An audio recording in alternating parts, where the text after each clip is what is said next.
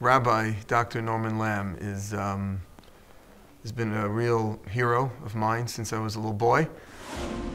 Besides being one of the greatest scholars and leaders of our generation, he was just this symbol of living in the modern world, but being fully committed to Torah and to Jewish scholarship and learning.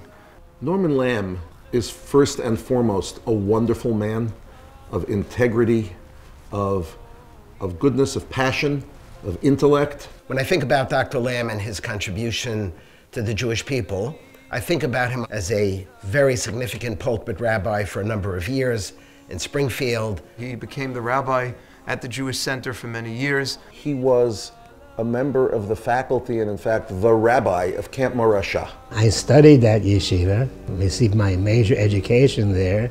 Rabbi Lamm is also very unique in the sense that although Rabbi Soloveitchik had many students, Rabbi Lamm is the only one that received both smicha, both his ordination and his PhD, and his doctoral thesis from, approved by Rabbi Soloveitchik. Norman Lamm also was a distinguished professor at Yeshiva University of Jewish thought and Jewish philosophy, and served for 27 years as the third president of Yeshiva University. It is remarkable to me how somebody who was so busy with such important communal positions to be able to do all of that while at the same time continue to churn out article after article, book after book. Just thinking about that exhausts me. It was a very wonderful experience.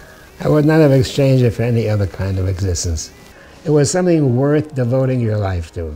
In so many ways, he spent 27 years being on the stage of Jewish life as an honest role model and bearing the challenges that a job like this takes with incredible dignity and honoring every day of that opportunity.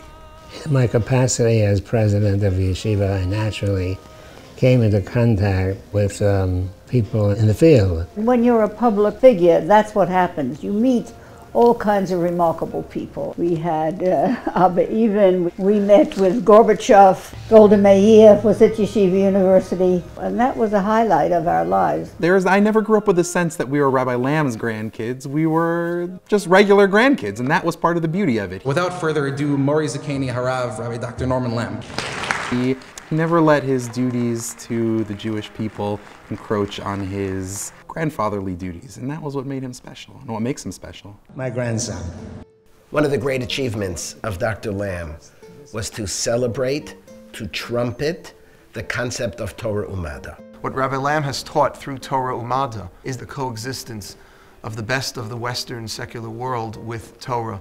To live as full an existence as we can and live a life based on the Torah and Torah values, but through the lens of Torah to embrace God's other creations, arts and science, commerce and culture, poetry and prose. Embrace life knowing that we are supposed to be a light unto the nations, not by what we do, but by who we are. That's what Rabbi Lamm taught us, and it's something that I've modeled MJE after. MJE has decided to name our signature educational program, the MJE Fellowships Program, which is a year-long curriculum and course of study for men and women who didn't have the benefit of a formal Jewish education in their youth. We will be naming this in honor of Rabbi Lamm. It will now be called the MJE Lamm Fellowships Program.